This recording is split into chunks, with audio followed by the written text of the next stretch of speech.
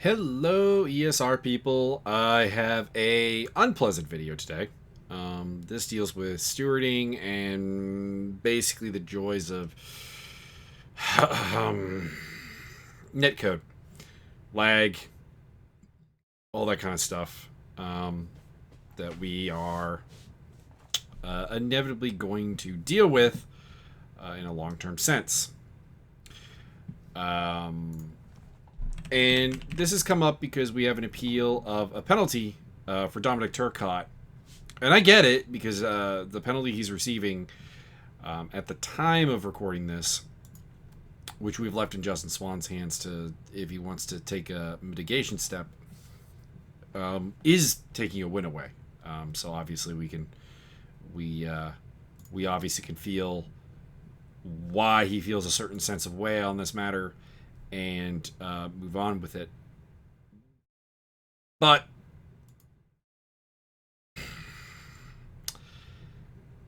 it doesn't really gel. So let's talk about what I mean by netcode, what I mean by lag for a moment here. And what we mean by netcode is how the game deals with variations in what's happening on one driver's machine versus another's, because there's going to be routing issues, lag issues that are going to lead to a slightly different reality driver to driver.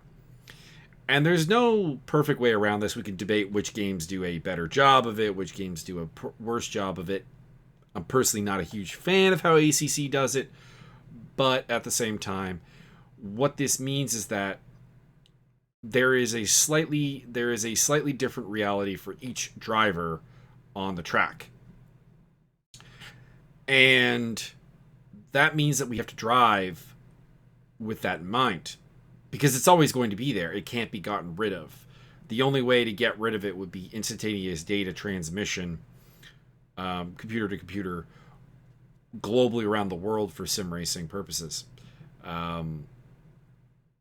And let's just say the technology, the hardware, and so on to make that happen, it doesn't exist.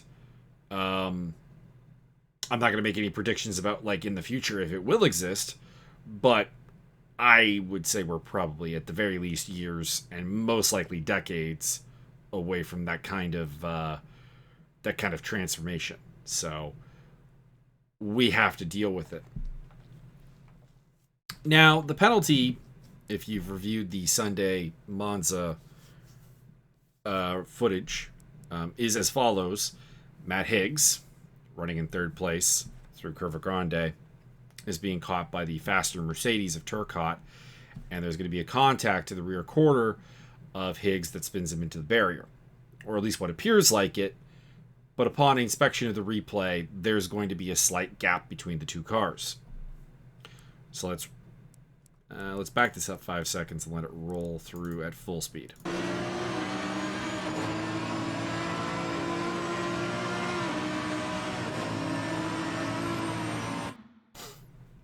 Now, if you watch that, you assume that Turcotte hit Higgs. There is... I'll try and pause it when it happens.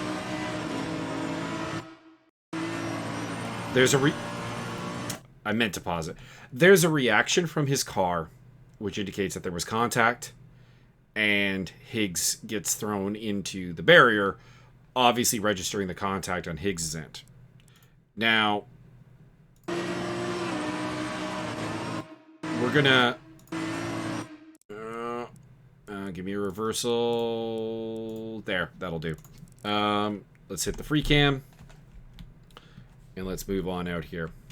So you can see on the free cam, there is an ever so slight gap there that you probably couldn't even fit your foot through in real life, if we're being honest. And it never closes. Let's slow this way down. There's where the theoretical contact has come in, and you can see Higgs is going into the wall there. So the gap never closes. The problem is that we watched from Turcotte's on board, and he can't see the gap.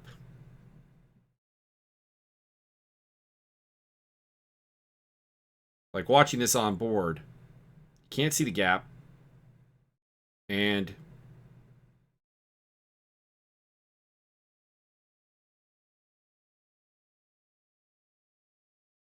you can see the little wiggle the car gives as if there's contact.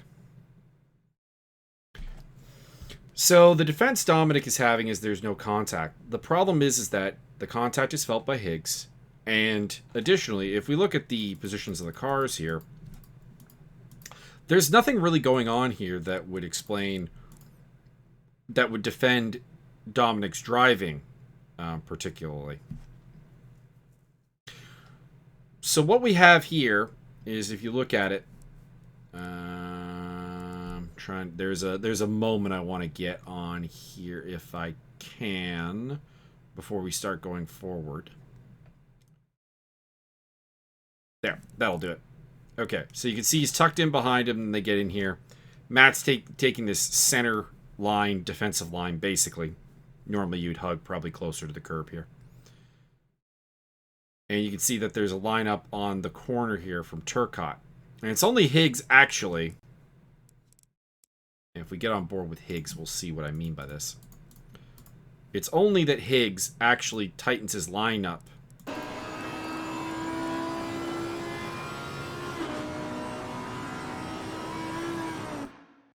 I can't really quite see it here.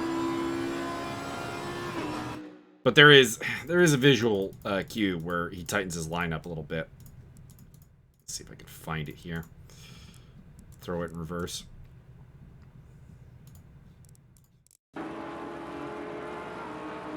Right there. You can see he kind of turns in a little bit more. So, what Turcotte is doing here, I'm not entirely sure what he is doing, is kind of the thing that kind of comes to mind. Because generally the approach to this kind of moment would be to tuck in behind Higgs and enjoy the draft and haul up towards Variante Raggia, which is the next braking zone, and be ready to pull out then and go for the overtake. Or you could run on the outside and set up for an inside move into Raggia. But there is no real overtake here at Curva Grande. There really isn't. In order to have license to racing room, you have to get an overlap, and he never does it. He's just positioning himself to the point where if there's contact, it will send Higgs into the wall. Which is a little bit dirty pool as far as a racecraft point of view. And you saw how close they got. It's very easy that there's going to be a slightly different point of view on the matter, and it's going to send it in. We even saw that the car reacts to the contact. We see that the gap is not visible from in the car. So the fact that there is no contact doesn't actually undo the fact that it's bad driving by Dominic Turcotte. This is a thing we have to deal with and that we have to accept is going to happen. So I want to show another example, because it's not the first time, of netcode getting in the way. So this is the Kyalami Grand Prix layout. 3D speed round 2 of the championship, and it's going to be David James, in this case, who gets caught up in some things with Andreas Lasudis. And again, if you... Where are you, Dave? There's Dave, and it's lap 3. Something about lap 3 always coming into play. So it's going to be a little bit further in the lap here. So let's get up here. It's going to be at turn 10, which I believe is called Luke Cup. Pardon me, a little bit after Luke Cup. It's going to be at Mine Shaft, turn 12. Here we go. So this is Luke Cup here. We see that Andreas, the Golf liveried Porsche, gets kind of pushed out. And boom. We could see number one, that they're in each other here without any contact. And if we go on board, we're going to see that David James's car doesn't react to the contact at all. Now, Dave says that the radar didn't tell him there was a car there. And I believe him, because the radar often will mess up when a netcode scenario is in play. And Andreas is also a lagging car, so it actually is, it's an additional thing.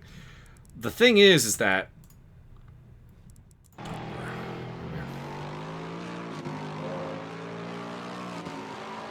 Okay, here. We have a side-by-side scenario here. Heading down to Mineshaft. Coming out of turn 11. This is probably not a great... There we go. That's the look I'm looking for. At this point, let's slow it down and roll it forward. At this point, he's side-by-side. Should probably be in the mirror. And then Dave is taking his natural line into the corner. You can see where the McLaren 720 is up here. That one's, taking the standard racing line into Mineshaft. And you can see it in the back with the Ferrari there, Diego Alonso, and then Zach Martin. So he's moving over, and he's moving directly into a car. Now, let's for a moment assume that, yes, the radar isn't showing it. But at the same time, the car is not in your rearview mirror either.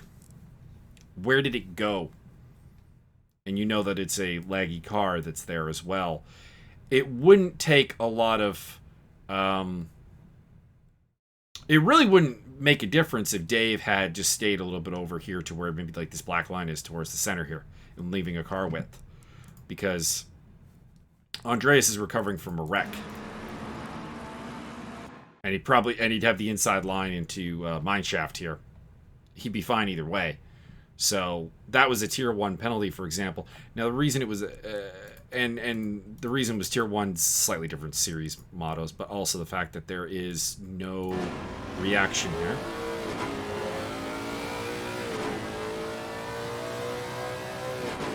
Contact happened somewhere around there. And there's no reaction for the car. Turcotte's car, without contact, had reaction. This is the netcode, and if you read the ESR charter, section 5, I believe, let me verify before you go hunting off and it's like, it's section 7. Section 5.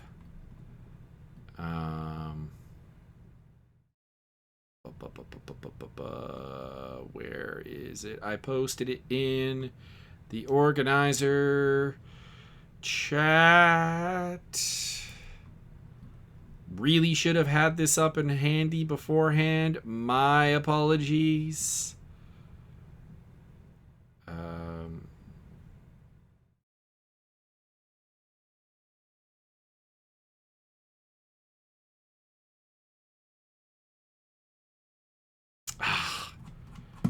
Can't find it now. I'm disappointed, but I'm pretty sure it is section 5 of the ESR charter.